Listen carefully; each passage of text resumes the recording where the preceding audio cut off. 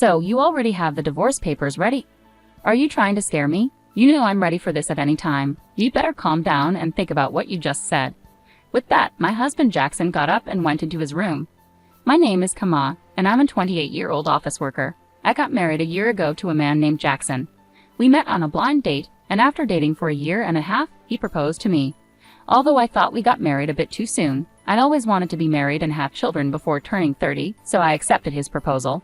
However, I later realized I should have been more cautious. The first surprise came when Jackson changed his job as soon as we got married. Out of the blue, he said he was changing jobs. Why all of a sudden? I asked him. He replied, because I can't show my full potential there. I was taken aback, especially when he told me he had already submitted his resignation and would leave at the end of the month. He managed to get a new job, but the salary was lower than his previous one. I thought it was fine since I was also working, but then Jackson started asking me to quit my job. I would have been okay with quitting if his income could support us both. However, as I mentioned, he had just changed jobs and his salary was now lower. Jackson insisted that his salary would increase soon, but we had no idea when that would be. If I quit my job now, we wouldn't be able to save any money and would struggle to cover expenses like rent and car payments. In short, we couldn't manage on Jackson's salary alone. I told Jackson, I won't quit my job until your salary goes up. Jackson seemed to agree, but he kept asking me to quit. Every time I gave him the same answer. Now we've been married for a year and Jackson's salary still hasn't increased. He keeps asking, when are you going to quit? I'm tempted to sarcastically say, now, and then tell him I'm just kidding because I can't quit yet. If he wants me to quit so badly, he should earn more money. I feel like he should focus on his work instead of persistently asking me to quit. I wondered why Jackson wants me to quit my job so badly, and I finally figured it out. It seems Jackson wants me to take care of his mother, Helen. Whenever we visited my in-laws' house, Jackson would say to Helen, I just want to make things easier for you, Mom.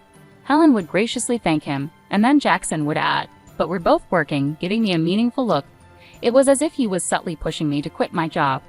Jackson claims his mother needs assistance, but Helen isn't sick or in need of care. She's healthy and quite active. In fact, she earns enough from her part-time job to support her hobbies, social outings, and live a fulfilling life. Realistically, she doesn't require my help at all. If I were in Helen's shoes, I'd feel disheartened to be seen as needing care when I'm perfectly capable. But Jackson continues to insist that I take care of Helen. Oh, if only one of us were home during the day, we could go check on Mom every day, Jackson suddenly voiced his thoughts. It seemed he wanted me to visit my in-laws' house daily, and hearing this was exhausting. I persisted in questioning my husband. Helen is perfectly healthy, so what exactly do you expect me to do? Jackson responded matter-of-factly, there are plenty of things you could do. You could help with housework or run errands. There's a lot to assist her with. But Helen works part-time and spends time with her friends during the day, so she's not home much, right? I countered. Even if Mom isn't home, you could still handle the housework, couldn't you? Jackson's words left me baffled. What is he saying? Am I supposed to be her maid? I thought to myself. Jackson seems to be very concerned about appearances, especially in front of his parents. If he's so determined to care for them, he should handle the household chores himself. I wasn't interested in indulging Jackson's pride, so I didn't quit my job and avoided visiting my in-laws on my days off. However, I did make sure to visit them during holidays like New Year's. Thinking back, Jackson often assigned me tasks whenever we visited my in-laws together. He'd ask me to clean up, assist his mom, check if anything was needed from the store, and so on. But I never acted on these requests. When he asked me to go to the store, I'd respond with, don't you know more about this area than I do? He'd then say, it wouldn't make sense if I did it. I didn't really understand his reasoning. It seemed like he just wanted to control me and feel good about taking care of his parents, didn't it? Over time, that's how I started to view Jackson. Could it be that he's more concerned with appearances than genuinely caring for me? When I boldly asked him, why don't you pitch in or quit your job to care for your own mother? He appeared extremely uncomfortable and had a disgusted expression on his face. That's not something I'm supposed to do. I'm giving you these instructions so that my mom will think that you are a considerate, useful wife. I hope you realize how kind I am to you, he said. In other words, he wants to dump all the difficult tasks on his wife and show off how good he is as if it's something remarkable. Well, I'm not his servant or slave, and I don't deserve to be treated disrespectfully in front of my in-laws. If Jackson continues making unreasonable demands, I won't stay silent. I'll stand up for myself. But despite talking to him, Jackson hasn't changed. He still asks, are you going to quit your job? And whenever we visit my in-laws, he orders me around just like before. I had enough and decided it was time to discuss it with him seriously. I think we need to talk about our future, I said. What are you even trying to say? Jackson replied, sounding annoyed. I'm honestly fed up. I'm tired of you constantly asking me when I'll quit my job and exhausted from you pressuring me to take care of Helen, I explained. Why are you fed up with that? You're my wife and it's your duty to care for your husband's parents, Jackson said. Don't you think that's a huge responsibility for me? Shouldn't you, as their biological child, be responsible for helping with the housework and taking care of your own parents in the first place? I asked. No way, it's the wife's duty to do it. Are you the kind of person who doesn't care about family? I'm really disappointed to hear you say that, Jackson responded. Then let me ask you this, how have you been taking care of my parents? If I asked you to care for my parents, would you do it then? I questioned. Jackson stared at me blankly. What are you saying? Why should a husband take care of his wife's parents? So does that mean you won't take care of my parents now or ever? I pressed. The husband's parents and wife's parents are completely different, Jackson replied. What difference does that make, anyway? I don't get it, I said, feeling frustrated. I didn't realize you were so clueless. It's like talking to my old boss, I continued. What are you saying? Jackson asked, confused. I'm saying the husband's parents should come first. You should take care of your wife's parents, I clarified. What? I exclaimed. So you only prioritize your own blood-related family? I'm so disappointed in you. I won't be visiting your parents anymore. Ha! Why would you do that? Enough is enough. I'm the one who wants you to stop this nonsense, I retorted. No way. How dare you talk back like that? My mom is right, Jackson shot back. Ha! Mom was talking about you. She said you're a badly behaved wife. That's why she gave me this. With that, Jackson pulled out a piece of paper from his bag. It was divorce papers. What? You already had divorce papers ready. I was shocked, but Jackson seemed strangely proud. See? I scared you, didn't I? I'm prepared for this anytime, so think about what you just said, Jackson declared smugly before leaving for his room. Unbelievable. Why is Jackson so selfish? That look of triumph on his face. It's clear the divorce papers are a threat to make me obey him. The fact that Helen was involved made me even more suspicious. Jackson is acting like a puppet for his mom, trying to control me while following her orders. It's ridiculous. I won't let Jackson have his way. How can he not see our marriage is in trouble when he acts like this? His lack of understanding just annoys me more. Jackson had already completed the divorce papers and handed them to me with witnesses, including Helen and his friends.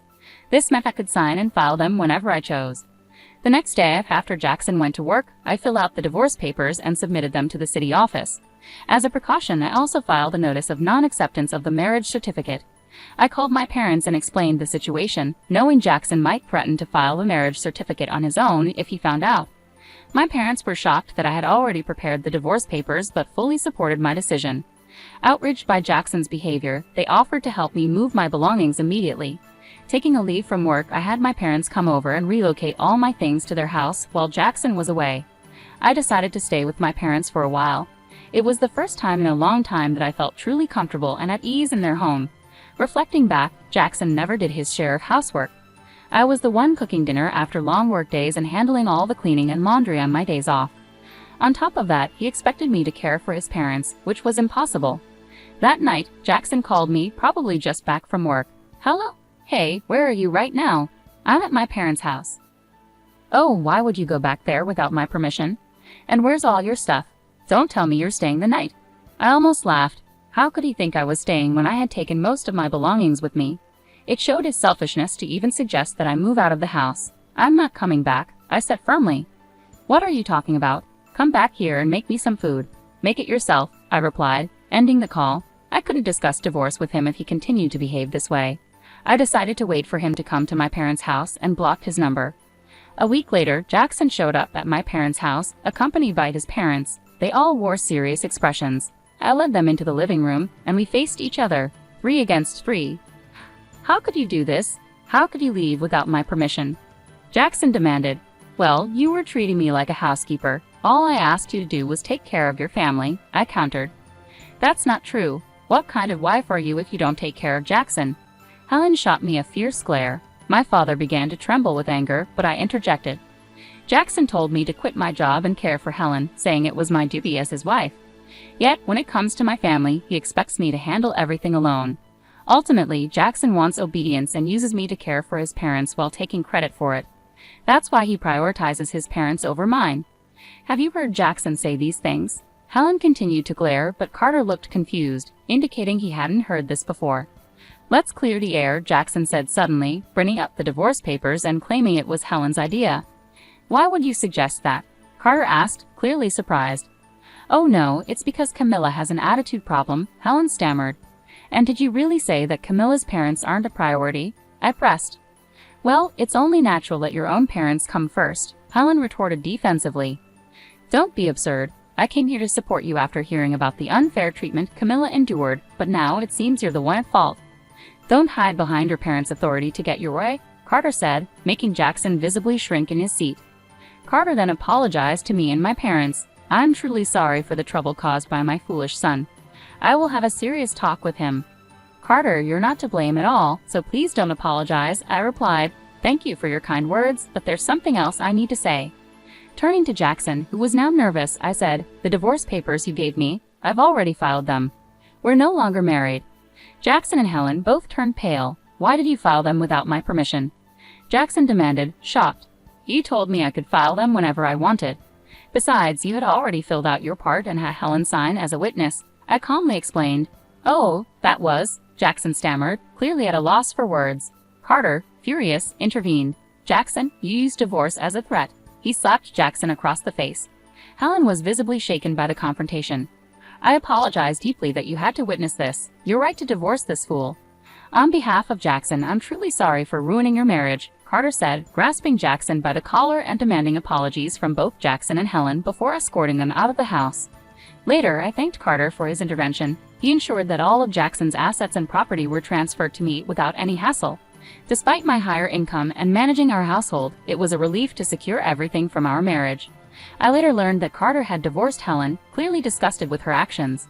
The other day, I ran into a colleague from Jackson's old workplace who shared some surprising news. Jackson wasn't performing well at his job and often received harsh criticism from his boss. In defiance, Jackson resigned and changed jobs. This only added to my frustration with him. Instead of taking responsibility for his shortcomings, he blamed others, which likely contributed to his lower pay at the new job. I'm relieved to have left him. I've rented a cozy apartment and enjoy living independently. Work is going smoothly, and I even received a recent raise. Right now, I'm not interested in relationships and prefer focusing on my career. Jackson always cared more about appearances than actual abilities. He maintained a facade at home but failed to improve professionally. Sadly, many husbands use divorce threats as leverage, thinking they're powerful, but it's a big mistake. I hope they realize their folly and find happiness alone. Meanwhile, I'm grateful to have moved on from Jackson and look forward to meeting someone special in the future.